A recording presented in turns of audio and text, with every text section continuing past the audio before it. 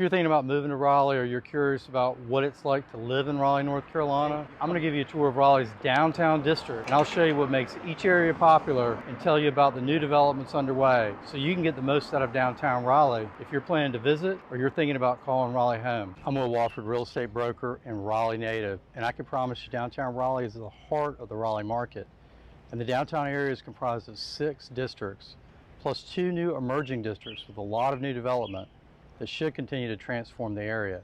So let's jump right in and I'll show you around. Glenwood South is what I call the entertainment district because it's home to an eclectic mix of restaurants, art galleries, boutique shops, nightlife, and residences. And it's all just down the road from NC State. So I would say this is the go-to area for the younger 25 to 40-year-old late night crowd on Thursday to Saturday night. Popular restaurants are numerous in this district, including 42nd Street Oyster Bar, Sullivan's Steakhouse, the Hibernian, Mellow Mushroom, Sushi Blues, and Second Empire. And popular late night options include the Carolina Ale House, the Raleigh Beer Garden, Clockwork, and Flying Saucer, to name a few. But this area is about to get a lot bigger because they're getting ready to add a 32-story residential tower, as well as a 17-story office tower on top of the Creamery, which is the old historic Pine State building from the early 1920s that's just behind me. And if you want to stay in this district, you've got 2 options. You've got a Hampton Inn beside the Raleigh Beer Garden, as well as a brand new AC hotel down by Hillsborough Street. Just to the south of Hillsborough Street is a warehouse district, which is ripe with personality. And this area is characterized by old brick warehouses that have been transformed into a vibrant mix of art galleries, restaurants, and retail shops. Our newly renovated train station, which is located across from the Dillon, which is a super nice residential mixed-use development. You'll find the Weaver Street Market here, which was the first grocery store to open in downtown Raleigh. Local dining favorites include the Pit, Humble Pie, Morgan Street Food Hall, and the Videri Chocolate Factory. It's spectacular for coffee and dessert. Adjacent to the warehouse district is a new area that's being dubbed West End because it sits on the edge of downtown between Dix Park, Boylan Heights, and Cabarrus Street. And less than 10 years ago, this area was no man's land. This area is about to see dramatic transformation. Came Realty, the developer behind North Hills, Smokey Hollow, the Dillon, and numerous other Raleigh developments, is putting West End on the map with their massive 3-phase residential mixed-use project called The Platform. And if all goes as planned, an underground tunnel will allow pedestrians to travel under the railroad tracks, connecting this district with the rest of downtown. And if you keep walking down Cabarrus Street past the Red Hat Amphitheater and the Convention Center, you'll eventually run into Fayetteville Street, which is the heart of the Fayetteville Street district. And this district really has something for everyone. I like to think of this district as a place where skyscrapers, office space, hotels, and condos are all intermingled with restaurants, retail, and bars. And a lot of our big festivals or celebrations like Boogaloo, Artsplosion, the Bluegrass Festival, and our New Year's celebration, well, they're all held here.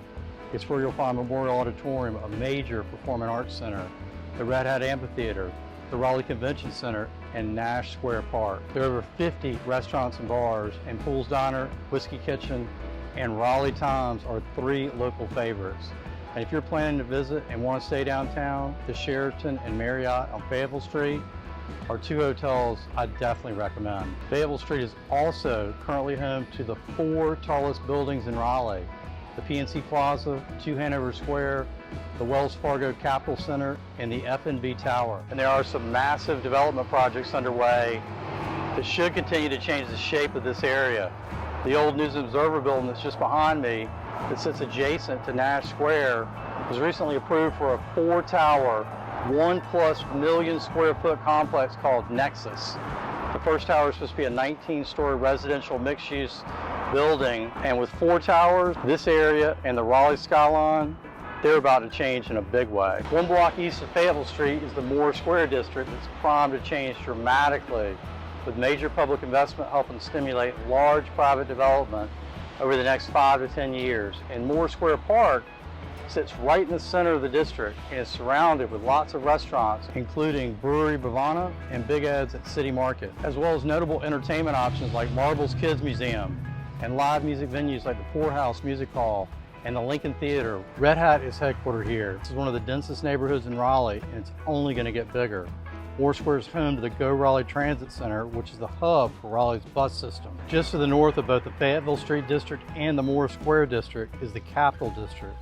which I call the power center of North Carolina, because it's home to our state capitol building, our legislative building, the governor's mansion, and about 3.5 million square feet of government office space. So as you can imagine, it's not really much of a residential area, but you will find a few condos and apartment buildings like the Elan City Center and Sky House Apartments, as well as the Blunt Street Common. The Capitol District is where you'll find the North Carolina History Museum and the North Carolina Museum of Natural Sciences, which are two of the most popular attractions in the state. The Seaboard District is located across from Smokey Hollow in the Capitol District as you cross Peace Street, and honestly, it really doesn't feel like downtown, but there is significant development coming to this area, which should eventually bridge the gap and bring it all together. And this district currently has approved plans for significantly more development, which should continue to transform this area. William Peace University sits in the middle of the Seaboard District, and notable attractions include Krispy Kreme Donuts,